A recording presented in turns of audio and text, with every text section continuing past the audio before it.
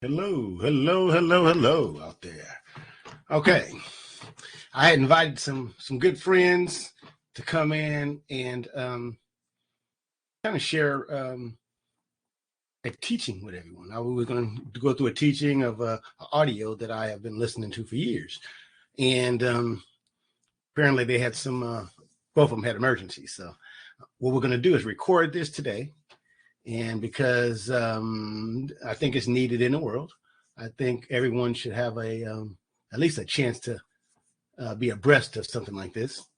I found this particular title and author, I should say, many years ago. I went in the bookstore by myself, found a book that I'm going to share during 2022. And that's why I invited my two friends, and which they both had, like I said, an emergency. So what we're going to do, show must go on. So I'm going to play it. What my plan was to have a conversation. So I'm not going to have a conversation. We're going to listen to it. I'll post it up. And then what I'm going to do is allow anybody that wants to come in for the 2022 session. It's going to be 12 of them, probably one every month, maybe two, because that particular book is a lot longer than this particular set of information that I'm going to share with you tonight.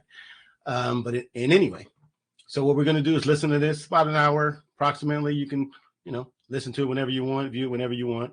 But what's going to happen is get in touch with me. I'll probably have a link somewhere below or somewhere in here where you could sign up and say you want to be involved and have a conversation, because it's going to be like a modern day Bible study. Okay. If you, except we'll be talking about wealth and money and mindset and all that kind of stuff. Okay. That's it. Let's get going here. Okay.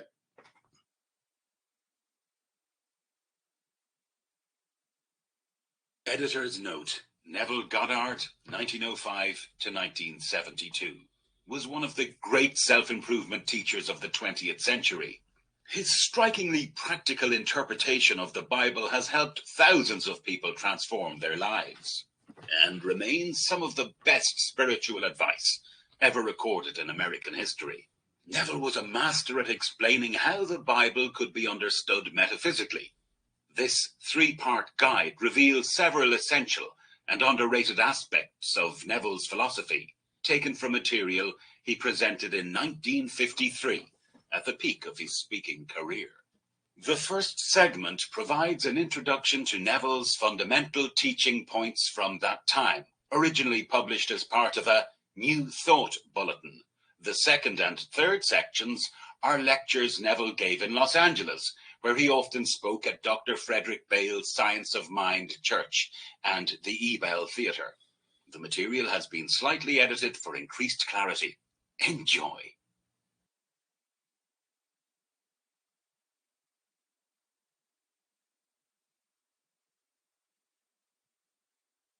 Part 1. Fundamentals. With so vast a subject, it's indeed a difficult task to summarize in a few hundred words what I consider the most basic ideas of which those who seek a true understanding of metaphysics should now concentrate.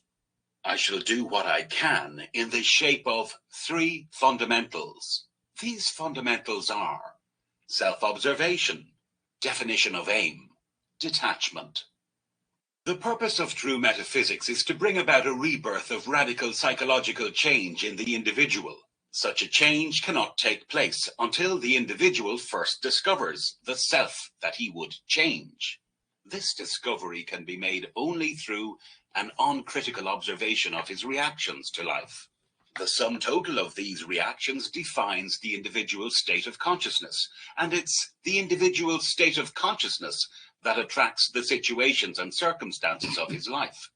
So the starting point of true metaphysics, on its practical side, is self-observation, in order to discover one's reactions to life, reactions that form one's secret self, the cause of the phenomena of life. With Emerson, I accept the fact that man surrounds himself with the true image of himself, what we are. That only can we see. There's a definite connection between what is outer and what is inner in man, and it's always our inner states that attract our outer life. Therefore, the individual must always start with himself. It's oneself that must be changed. Man, in his blindness, is quite satisfied with himself, but heartily dislikes the circumstances and situations of his life. He feels this way, not knowing that the cause of his displeasure lies not in the condition, nor the person with whom he's displeased, but in the very self he likes so much. Not realizing that he surrounds himself with the true image of himself, and that what he is, that only can he see. He's shocked when he discovers that it's always been his own deceitfulness that made him suspicious of others. Self-observation would reveal this deceitful one in all of us, and this must be accepted before there can be any transformation of ourselves. At this moment, try to notice your inner state. To what thoughts are you consenting? With what feelings are you identified? You must be ever careful of where you are within yourself. Most of us think that we're kind and loving, generous and tolerant, forgiving and noble, but an uncritical observation of our reactions to life will reveal a self that is not at all kind and loving, generous and tolerant, forgiving and noble. And it's this self that we must first accept and then set about to change. Rebirth depends on inner work of oneself. No one can be reborn without changing this self. Any time an entirely new set of reactions enters into a person's life, a change of consciousness has taken place. A spiritual rebirth has occurred. Having discovered through an uncritical observation of your reactions to life a self that must be changed, you must now formulate an aim. That is, you must define the one you would like to be instead of the one you truly are in secret. With this aim clearly defined, you must, throughout your conscious waking day, notice your every reaction in regards to this aim. The reason for this is that everyone lives in a definite state of consciousness. That state of consciousness we've already described as the sum total of his reactions to life. Therefore, in defining an aim, you're defining a state of consciousness, which, like all states of consciousness, must have its reactions to life. For example, if a rumor or an idle remark could cause an anxious reaction in one's person and no reaction in another, this is positive proof that the two people are living in two different states of consciousness. If you would define your aim as being a noble, generous, secure, kindly individual, knowing that all things are states of consciousness, you can easily tell whether you're faithful to your aim in life by watching your reactions to daily events. If you're faithful to your ideal, your reactions will conform to your aim, for you'll be identified with your aim and therefore will be thinking from your aim. If your reactions aren't in harmony with your ideal, it's a sure sign that you're separated from your ideal and are only thinking of it. Assume that you're the loving one you want to be, and notice your reactions throughout the day in regards to that assumption, for your reactions will tell you the state from which you're operating. This is where the third fundamental, detachment, enters in. Having discovered that everything is a state of consciousness made visible, and having defined that particular state with which we want to make visible, we now set about the task of entering such a state. For we must move psychologically from where we are to where we desire to be. The purpose of practicing detachment is to separate us from our present reactions to life and attach us to our aim in life. This inner separation must be developed by practice. At first, we seem to have no power to separate ourselves from undesirable inner states, simply because we've always taken every mood, every reaction as natural and have become identified with them, when we have no idea that our reactions are only states of consciousness from which it's possible to separate ourselves.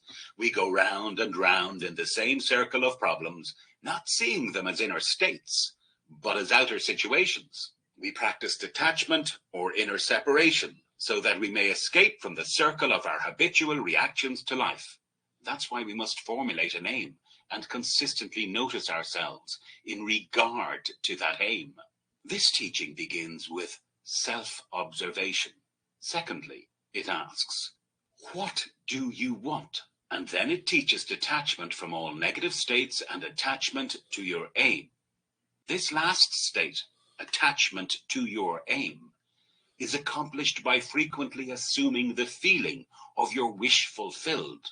We must practice separating ourselves from our negative moods and thoughts in the midst of all the troubles and disasters of daily life. No one can be different from what he is now unless he begins to separate himself from his present reactions and to identify himself with his aim. Detachment from negative states and assumption of the wish fulfilled must be practiced in the midst of all the blessings and cursings of life. The way of true metaphysics lies in the midst of all that is going on in life. We must constantly practice self-observation, thinking from our aim, and detachment from negative moods and thoughts, if we would be doers of truth instead of mere hearers. Practice these three fundamentals, and you'll rise to higher and higher levels of consciousness. Remember, always, it is your state of consciousness that attracts your life. Start climbing. Neville.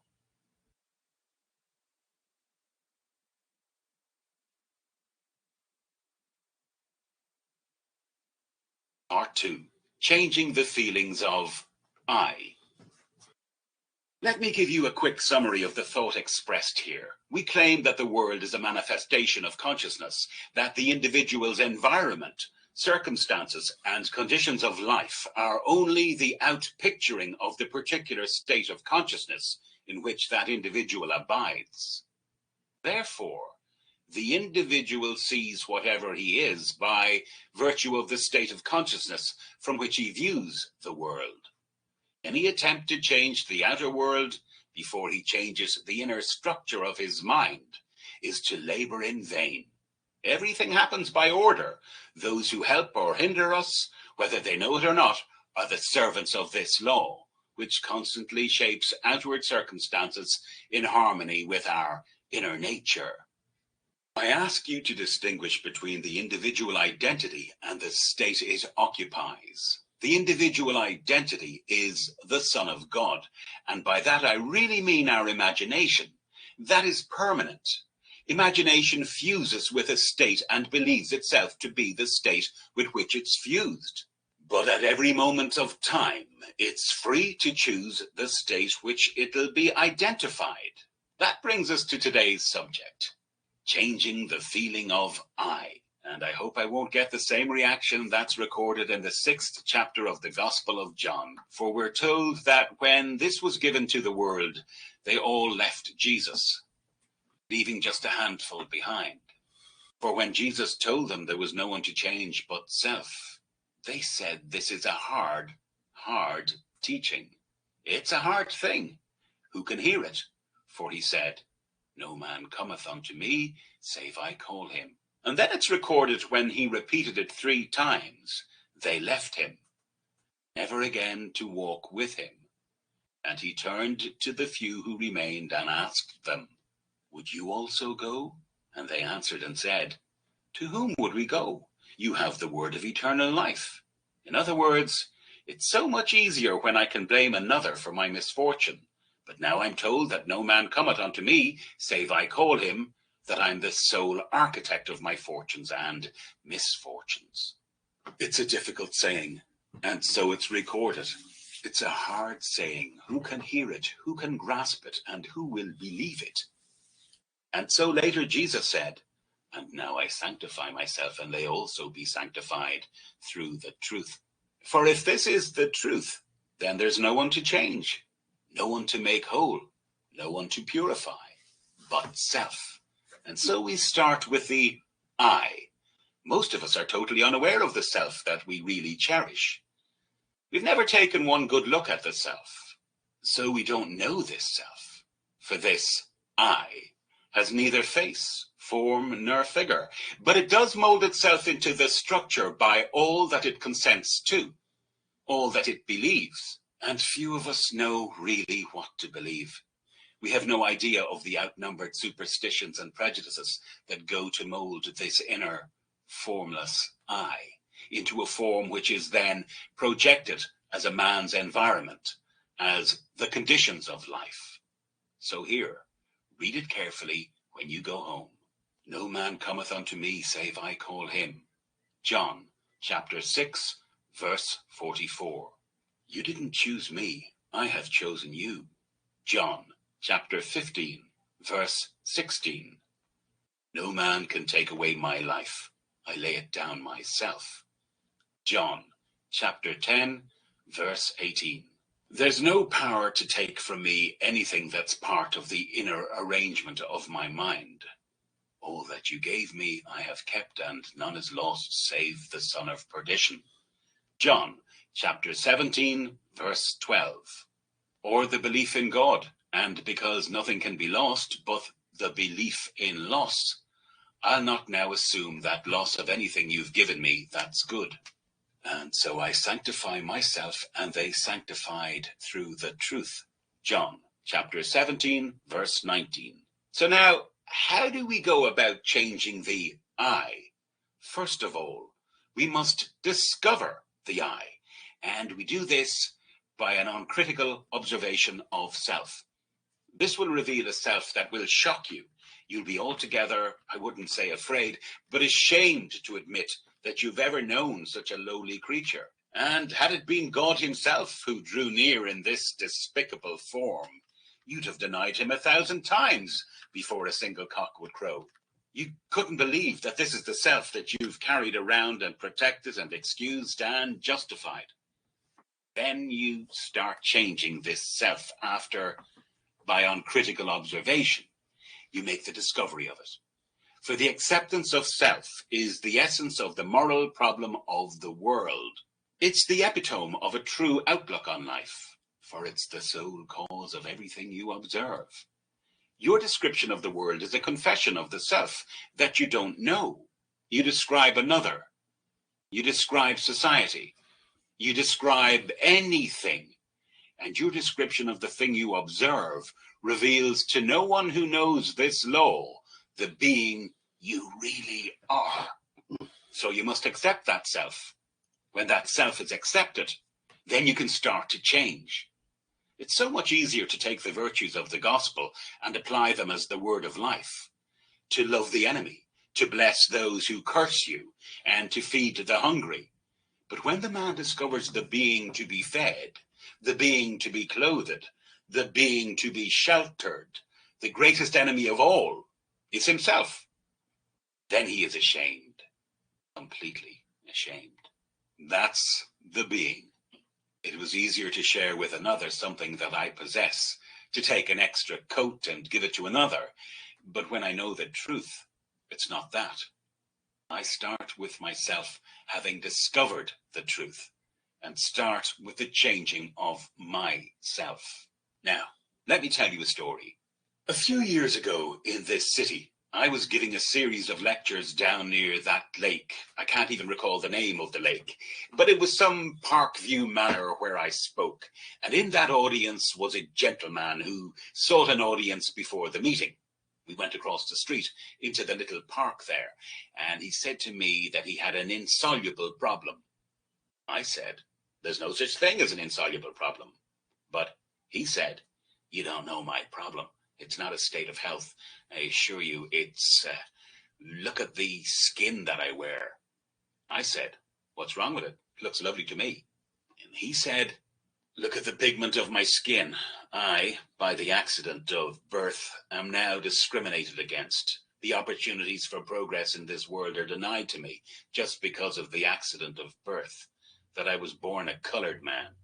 Opportunities for advancement in every field, neighborhoods that I'd like to live in and raise a family, I can't move to.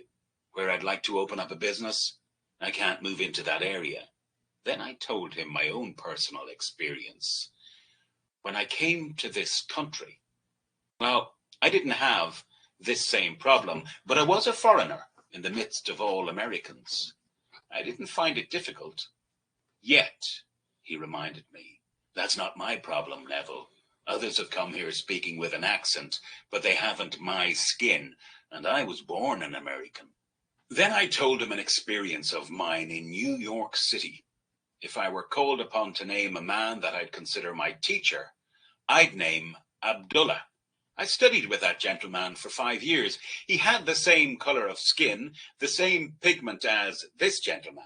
He would never allow anyone to refer to him as a colored man.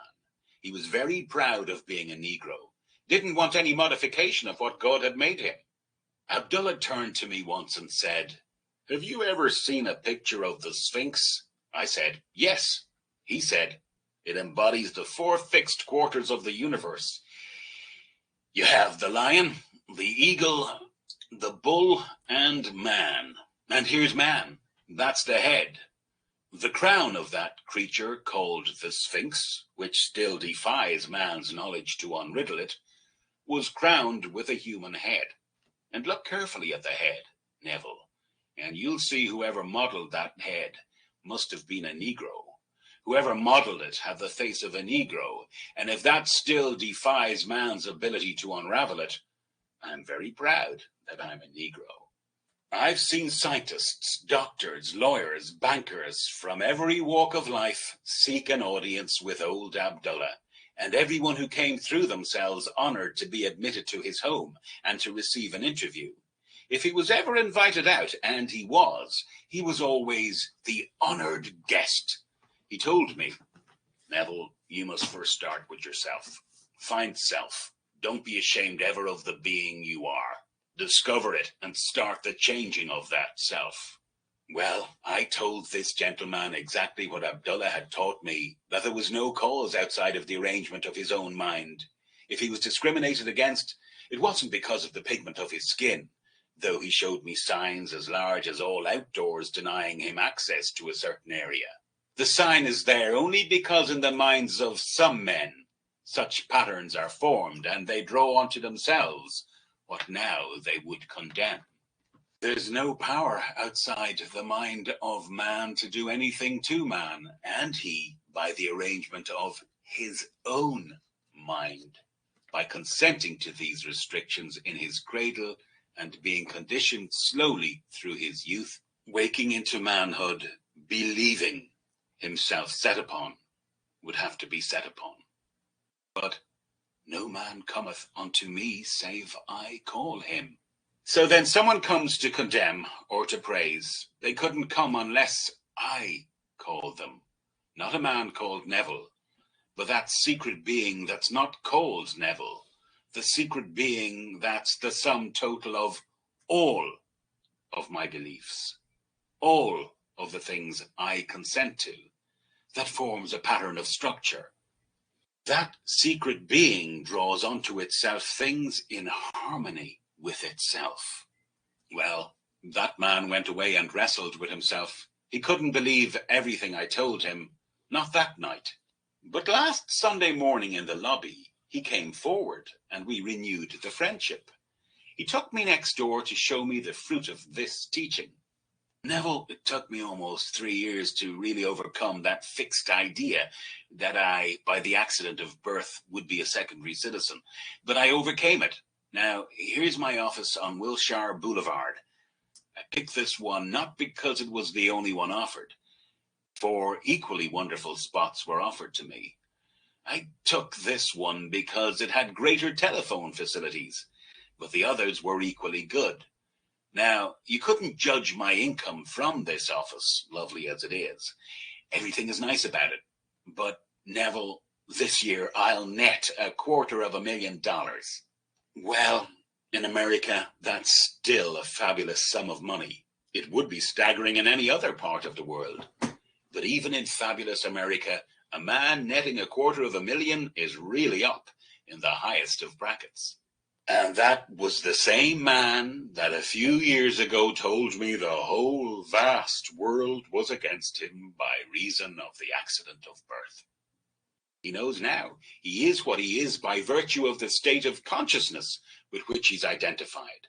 And the choice is his, to go back to the restrictions of his childhood when he believed the story, or to continue in the freedom that he has found. So you and I can be anything in this world we desire to be, if we'll calmly define our aim in life and constantly occupy that aim.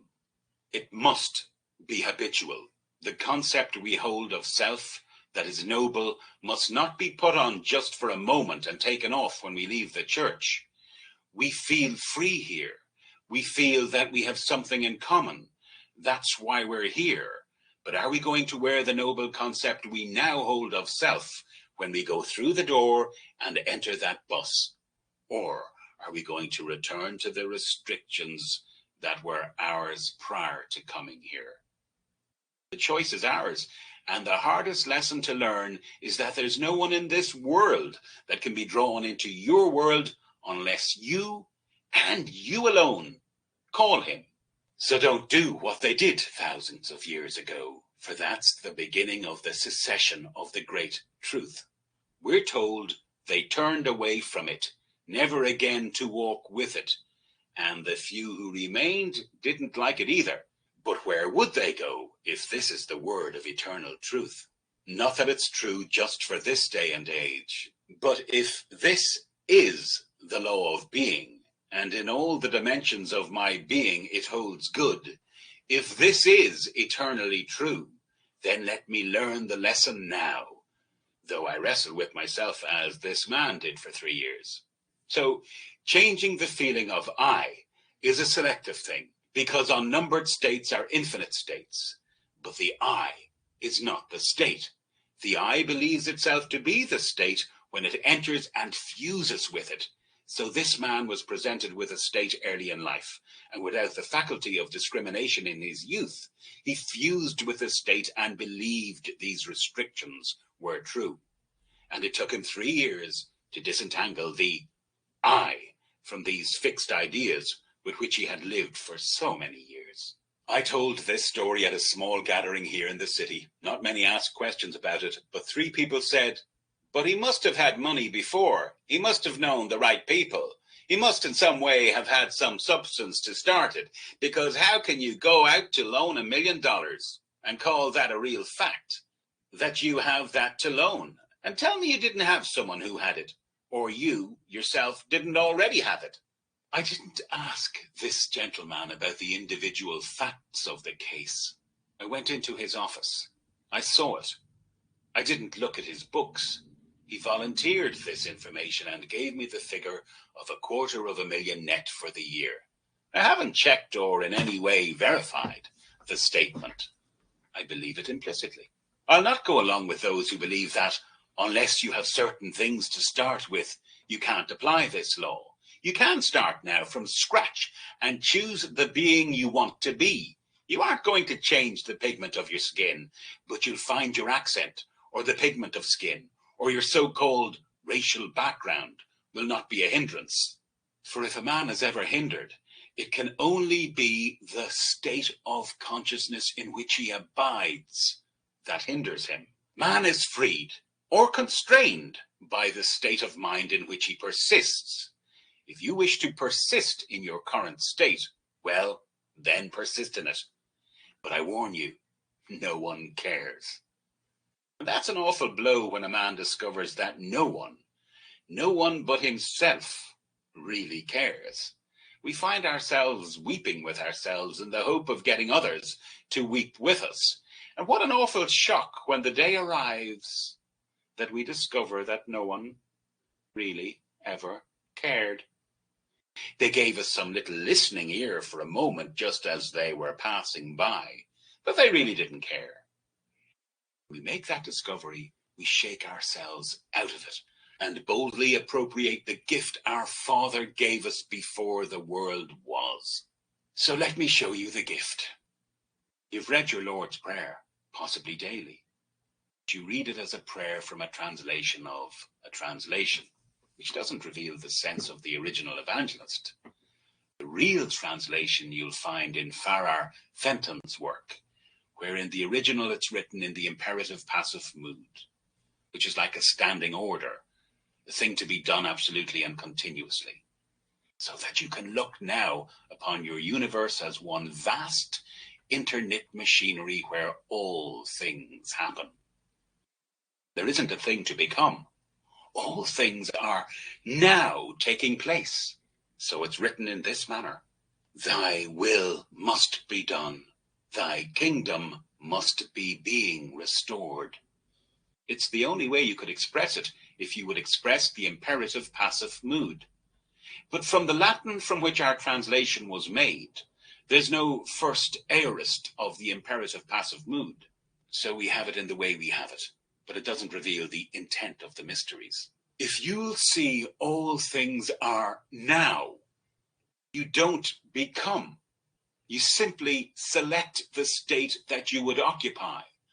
Occupying it would become it now.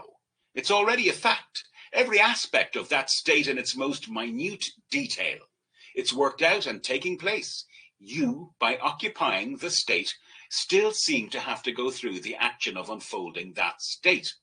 But the state is really now already completely finished and taking place. So right now, you can choose the being you want to be. And by choosing a being other than that what you're now expressing, you want to change the feeling of I. Now, how will I know that I've changed the feeling of I? By beginning first with an uncritical observation of my reactions to life, and then noticing my reactions when I think I'm identified with my choice. If I assume that I'm the man that I want to be, let me observe my reactions. If they're as they were, I haven't identified myself with my choice, for my reactions are automatic. And so if I am changed, I would automatically change my reactions to life. So changing the feeling of I results in a change of reaction. That change of reaction is a change of environment and behavior. Let me warn you, a little alteration of mood is not a transformation. It's not a real change of consciousness. Because if I change my mood for a moment, it can quickly and rapidly be replaced by another mood in the reverse direction. When I say changed, as this gentleman changed his mood, his basic mood, his state of consciousness, it means assuming that I am what the moment denies, what my reason denies, and that I nonetheless remain in that assumed state long enough to make it stable, so that all of my energies are flowing from that state. I'm no longer thinking of that state. I'm thinking from that state. So whenever a state grows so stable as to definitely expel all of its rivals, then that central, habitual state of consciousness from which I think defines my character and is really a true transformation or change of consciousness. Whenever I reach that state of stability, watch my world then mold itself in harmony with this inner change. And men will come into my world, people will come to aid me, and they'll think they're initiating the urge to help, but they're playing only their part. They must do what they do because I've done what I did, having moved from one state into the other. I've altered my relationship relative to the world around me, and that changed relationship compels a change in behavior relative to my world. So people have to act differently toward me. So, in changing the I, you start with desire, for it starts with desire. Desire is the spring of action, for you must want to be other than what you are. We fail because we don't fall in love enough with an ideal. We aren't, I would say, moved enough to want it to be other than what we are. If I could get you to be completely in love with some state to the point where it haunted the mind, I could almost prophesize that you would, in the not distant future, externalize that state within your world. And the reason we fail is we aren't hungry enough to change. For either we do not know this law, or we haven't the urge or the hunger to really bring about the change. For changing of the feeling of I results in a change of reaction, and a change of reaction results in a change of the world. If you like your world and you're complacent about it, you haven't started on the road of mysteries. For the very first beatitude appeals to one who isn't complacent. Blessed are the poor in spirit. You must be poor in spirit, not complacent, not satisfied. The man who thinks that the reason of birth, the religion that he inherited at birth, is good enough for him, he isn't dissatisfied. He's not, I would say, moved. That being is complacent, and therefore he isn't poor in spirit. He's very rich in spirit. Theirs is not the kingdom of God. For if I could stir you, make you dissatisfied with self, then you'll recognize that self and set about to truly change it. For the only field of activity for man is within himself and on himself. You don't work on the other. The day you change self, that day you change your world. And so I hope that many of you are hungry, even if you're stirred up trying to disprove what I told you. I'd accept that challenge.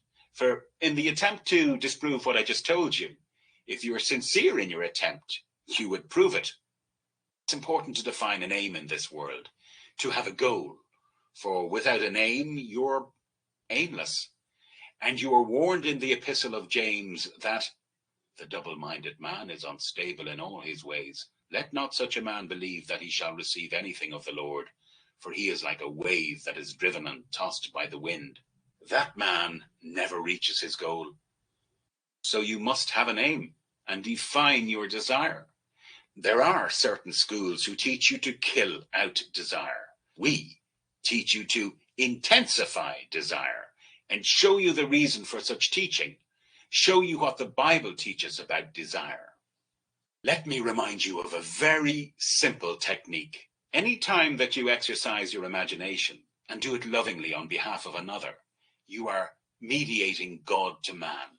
So we sit quietly and we simply become imitators of our Father. And he called the world into being by being the thing he would call. And so we sit and we listen as though we heard someone congratulating us on having found what we seek. We go to the end of the matter and we listen just as though we heard. And we look as though we saw. And we try in this manner to feel ourselves right into the situation of our answered prayer. There we wait in silence for a few minutes. So try this simple technique. If you want to clear your throat, please do so. If you want to shift your position in the chair to relax, do so. And I'll make you this promise. The day you're still in mind and really become attentive, you'll hear coming from without what really you're whispering from within yourself.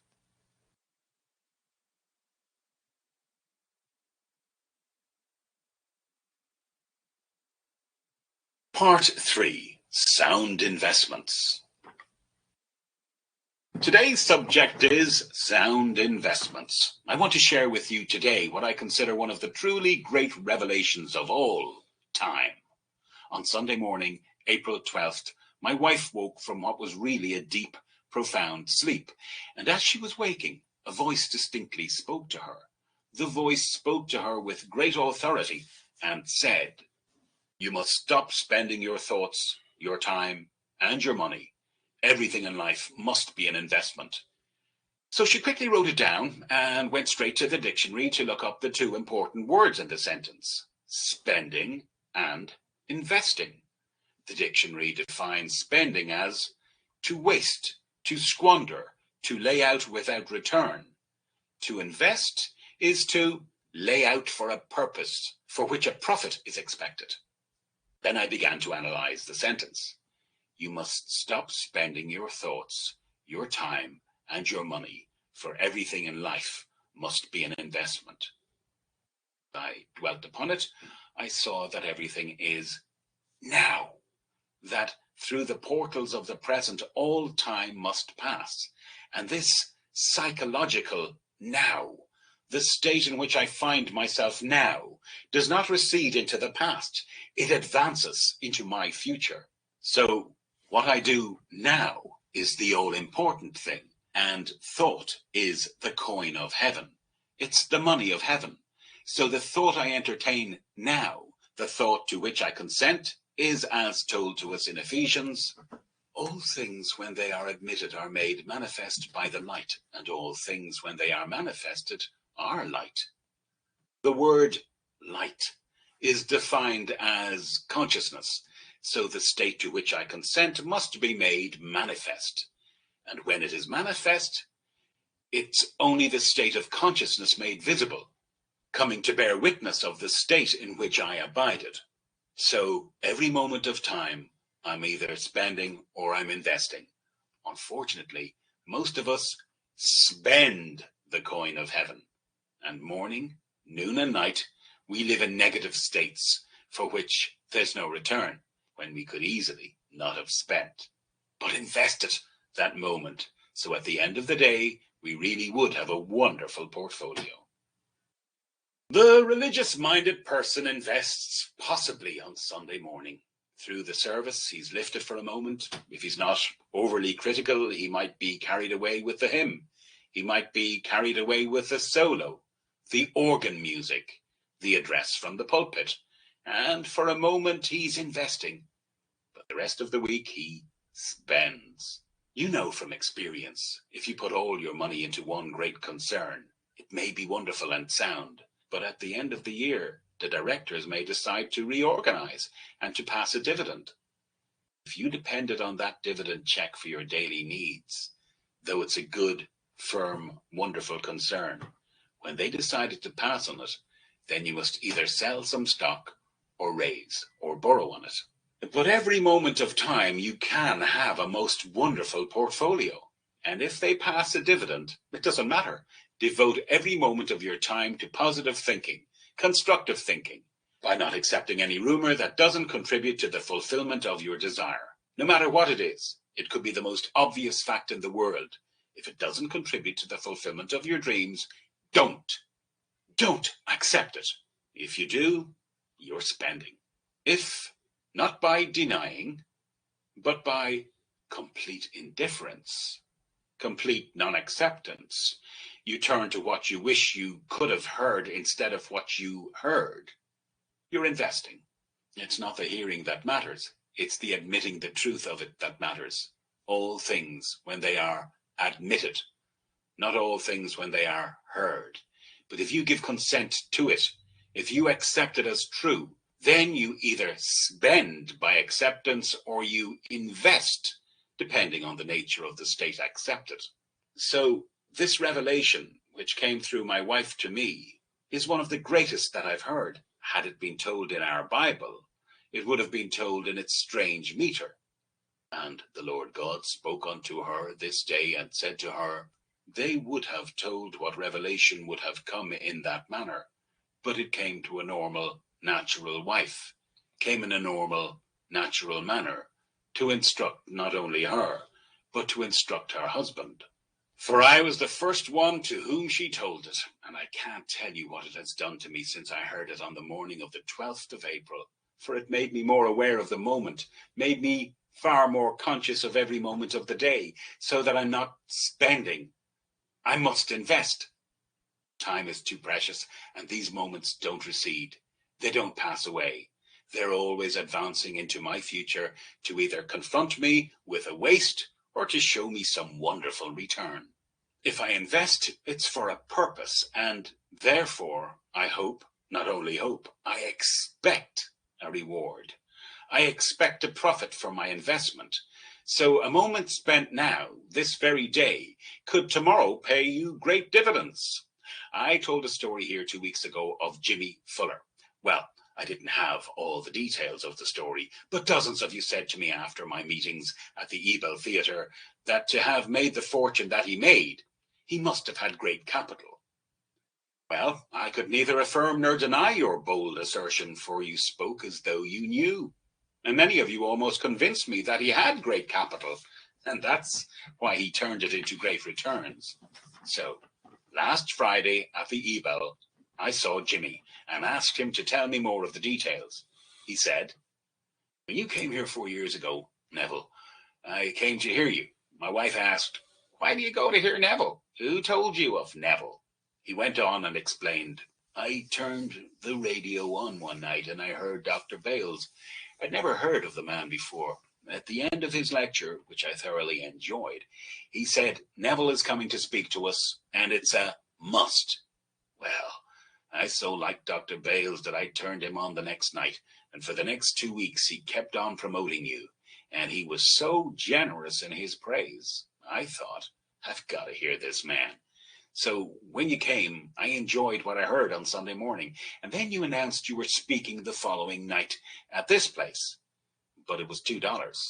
Well, he said, I actually had $54 and a wife and a little boy. We couldn't leave the little child alone. He was a baby, so it meant a sitter. But my wife and I came to everything you gave, and one night we couldn't pay the sitter, so we just didn't have it. But we took our last money and came to your every meeting, the two of us. 3 years later, Neville, I hadn't proven your theory. You know my problem, as I told you before? Perchance there is someone here who didn't hear it. Jimmy is a Negro, and his problem was that because he was a Negro, all the marks and stripes of the world were against him. I tried to convince him it was only in his own mind that these stripes were placed. His acceptance of that as restriction made it restriction, and if he could only drop it by non-acceptance, by complete indifference to the pigment of his skin, he could accomplish his every dream by acceptance of it now. Well, in the last year, Jimmy Fuller, by complete acceptance, investing his moment, his now, has turned the year into a net profit of $250,000. He didn't have one penny when he started. He didn't raise large capital. He didn't have it. He only invested God's coin. God gave it to him. He gave him the moment, which is time. So instead of spending his thought and his time thinking he had no money, which everyone does, he knew that thought was money. So he invested his thought in the now. He knew that his thought wasn't going to recede and vanish from sight, that it was an investment. It would advance into his future. Well, it did. It's so advanced that he tells me now everything he touches turns to gold. He has 3 children now. They come here every Sunday to Sunday school. He doesn't want his children to start with his stripes, so he wants them to feel what this church gives.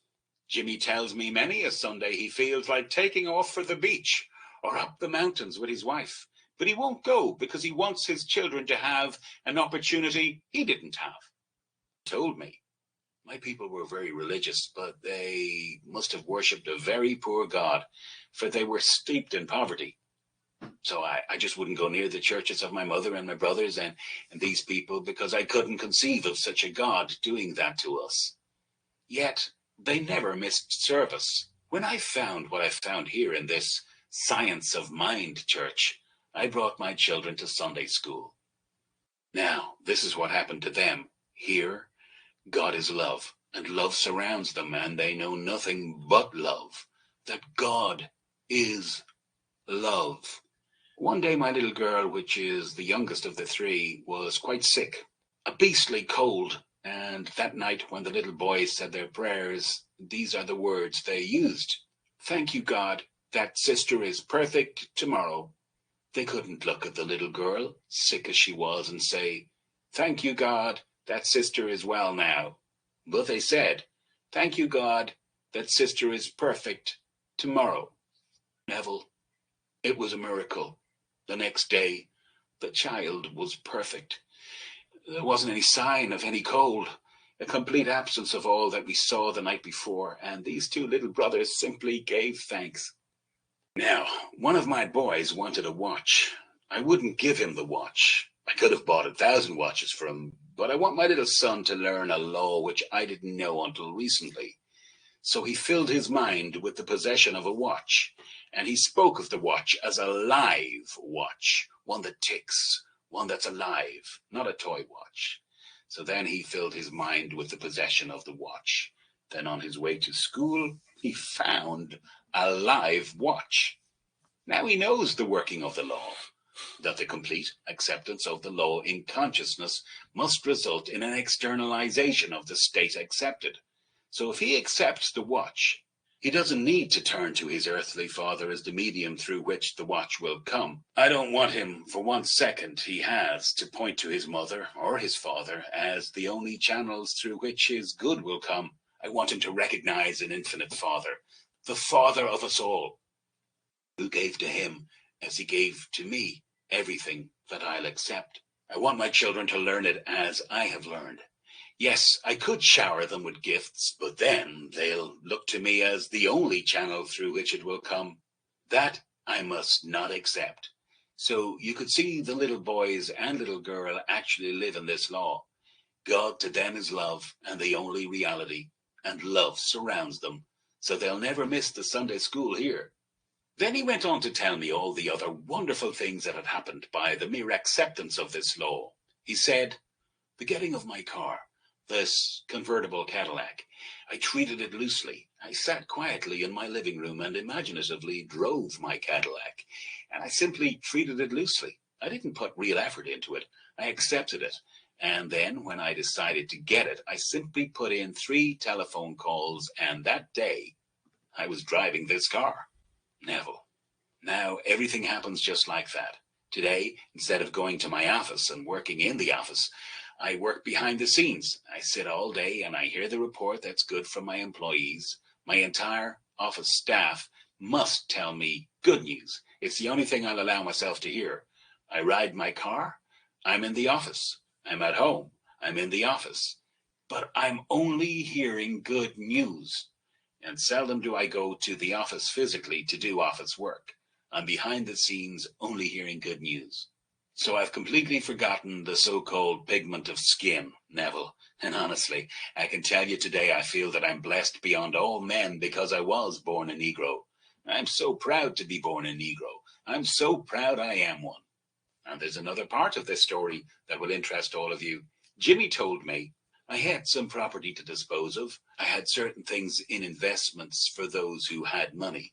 So I advertised them, and a man called me on the wire. He saw the ad and asked me if I was the gentleman. So I told him I was the one who had the property. The first thing he said to me was, I don't want any, and he used the N-word, property. Jimmy continued. I didn't answer, as if I hadn't even heard the word. If he wants to be prejudiced, he may be prejudiced. That's his right. He wants to be silly about it. That's his right. He can spend. He need not invest. So I said, it's perfectly all right, sir. I have all kinds of property. I have all kinds of things for your investment. A week later, he called me up and said, would you come round and see me? So I went to see him. When I got out of my car, his knees almost buckled, for he didn't know a Negro was coming to see him, and a Negro walked up his stairs into his living room. Within a matter of minutes, he purchased $37,000 worth of property that I had to offer. He said the first $25,000 that he bought, he simply bought to buy back his face, and then the remaining $12,000 he bought because it was a very good investment. Well, since that time, this gentleman has spent tens of thousands of dollars with me and constantly calls to thank me because they're such wonderful investments. Now, here's a man who is proud of his skin. Jimmy has no prejudices because that's spending time he can't afford to spend. So, in harmony with the revelation given to my wife, let us all now stop spending our thoughts, our time, and our money. For everything in our life must be an investment. We know the truth. This platform radiates the truth. You're told that everything proceeds out of your own consciousness, and that what you and you alone accept as true will externalize and mold itself in your environment. All the conditions that you'll encounter will simply bear witness to the state you've accepted. Well, if you don't like what you're encountering, then stop spending and learn the art of investment. For every moment of time is an opportunity to invest, not to spend. Yet on the other hand, you and I are free. We're free to waste every coin in the world, For that we have a right. We're free beings. We can spend, we need not invest. But if you know you can invest, why not choose the wiser way? We're told in the 30th chapter of the book of Deuteronomy, the commandment I command you this day is not hidden, and it isn't far off. It's near unto thee. It is in thy mouth and in thy heart. Now I set before you this day life and good, death and evil, blessings and cursings. Choose life, choose blessing. But the choice is ours, for we're free. He sets before us this day, this very moment, a commandment. He sets everything before us. It's not far away. It's in our tongue right now. And before me now is a blessing or a curse.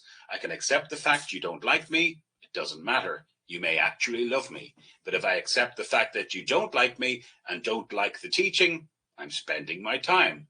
Tomorrow you'll prove to me that I've spent my time by your behavior relative to me. On the other hand, if I accept the fact that you do like it because you're proving it, then I'd have no doubt in my mind that you couldn't do anything other than contribute to this teaching. So it's up to me to either bless myself or curse myself. I can choose life or I can choose death. I can choose the good, but I'm free. I can choose the evil. It's entirely up to me. But if you and I love this, accept it, and believe it, then we're wise indeed. Knowing the whole is before us, we go out determined to become investors, not spenders, not wasting and squandering our substance, but laying it out for a purpose. Every moment, become conscious of that moment. What are you doing? I'm accepting now the fact that I'm a noble, dignified, wonderful being, that my father is proud of the son who is like him. So I'll not hear or accept as true anything other than that which contributes to that noble concept I hold of myself. I'll see that I'm secure, and maybe a headline would startle the world, but I'll not accept it, for if I don't admit to it, it can't proceed out of me. For all things, when they are admitted, are made manifest. For all things, when they are admitted, are made manifest. None unless they are admitted. So if I now will admit I'm using this moment as my moment to invest in my ideal, if I admit I am what reason denies, what my senses deny, I proceed in that assumption, knowing that even though it doesn't confirm itself tonight or tomorrow, I'll still live in the assumption that I am what I want to be. And all day I'll tune in and listen only for the good report. I know these are investments, and tomorrow these dividend checks must come. They must come. That's the law of our being. So everyone here, take it to heart and know you don't need money. To the hundreds of you who said to me in private, he must have money, I now know the story. I didn't know it when you boldly claimed that he must have had money, but now I have it from the source. Jimmy Fuller only had $54, and the $54 were spent coming to my meetings, even when he couldn't spend $1 on a sitter. So I tell you, he didn't have it, yet he has it today, and you don't need even $54. All you need is time, and you have it. It's now. All you need is the thought. That's money. So instead of spending the thought in the now, invest the thought in the now. For your now, this very moment as I stand here, and I'll get off the platform in a little while, and you'll think, now he's gone, and he'll come back next year. Doesn't go. What I'm doing now isn't going to slip away. It's going to move forward and embody itself as a condition. Embody itself as the circumstance of my life, my nows, my reactions to what I'm hearing and saying and seeing. All of my reactions are spelling out my tomorrow. So I'll repeat it through the doorway of now, because Jesus said, I am the door. I am is always first person present. Not I was the door or I will be the door. I am the door. I am the resurrection. So what I do in the present now isn't going to recede. It's going to advance into my future. For through the door of the present, of the now, all time must pass. Don't spend it as it passes through the door of the now. Invest it every moment of your life. See that it's a positive, constructive, noble moment. I promise you a wonderful, healthy, radiant future if you'll invest the now in such a way. When a man learns the art of thinking from the end, that man is master of his fate, for he defines his end. He formulates an aim in life and then feels himself right into the situation of that end. So he thinks from it instead of thinking of it. The average man defines his dreams, but he remains back here looking at them because he's thinking of them. The wise man occupies the state of his dreams, so he radiates from it. He thinks from it. To use this little illustration, I'm standing here looking out at the auditorium. And I described this theatre based on this angle, for I'm seeing it from the stage. You, sitting in the auditorium or the balcony, you're looking at the theatre from that angle, and that's how you see it. So the difference between us is we see the same theatre from different angles. I'd define it from here, you'd define it from there.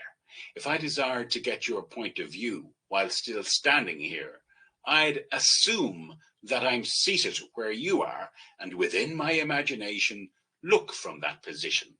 I'd then see the stage, not the auditorium. I'd describe the theatre from the position that I'm assuming I am. If the imagined position represents one of security, and my former position one of insecurity, I'd now assume that I am secure. And to prove that I am, I'd then look from the state of security, and I describe the world relative to my assumption. If I'm now still seeing what I saw when I was insecure, I haven't succeeded in occupying that desirable end. I'm still only thinking of it. So the wide difference between thinking from and thinking of must be clearly seen. And then understand the wisdom in learning the art of thinking from a desired end. Look out at your world, formulate your lovely aims in life, and just ask yourself, what would it be like were it true that I now embody that state? How would I feel? In response to that question comes a feeling, a positive feeling that corresponds to that end. Learn to think from that end.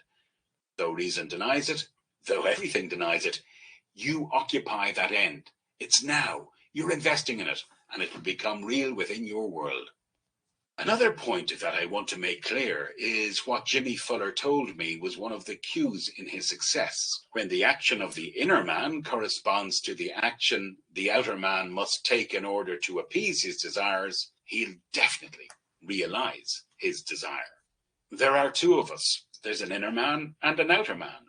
The outer man is always made to say, I of myself can do nothing. The Father within me, this inner one, he doeth the work. When I see him do, I, the outer, do also. So there's an inner you. I can sit here now and immobilize my body by relaxing it and imagine what the outer me would have to do in order to appease my desire. While relaxed, just let me imagine that I am actually it now. So I keep the body immobilized, but I imagine that I'm actually experiencing the fulfillment of my desire now. And I'll experience in my imagination that which I would have to experience in the flesh to appease my desire.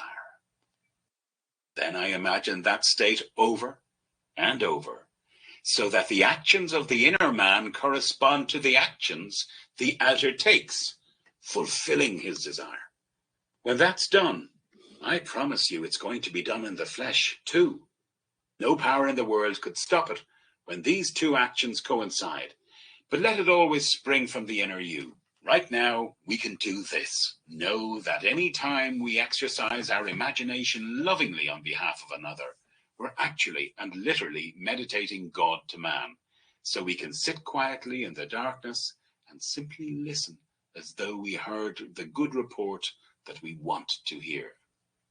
We look into the darkness and imagine we're seeing what we want to see. This is investing the next 2 minutes.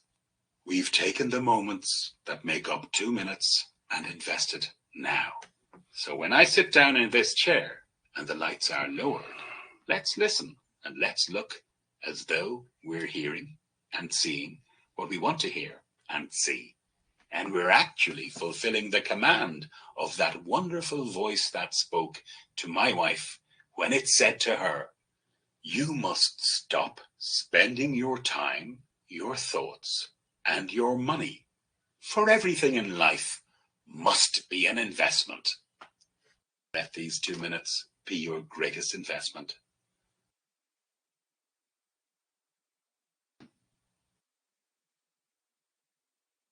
You've been listening to The Wealth Mindset, Understanding the Mental Path to Wealth by Neville Goddard, read by Mark Manning.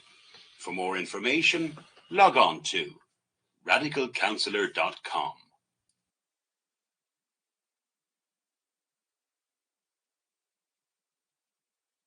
Audible hopes you have enjoyed this program. All right. So that's the full scope of that. Actually, my friend Tim is the one that put that that up on Audible. And so I've been listening to that for, I don't know, a couple of years. But the author of that book I've been reading for at least 20, almost 30 years. And so I don't know what you got out of that. I use that in business. I use that in my personal life. I use that even when I was younger, healing myself. I'm talking about that mindset. I mean, I had my teeth, 2 front teeth, knocked back. They told me they may come out.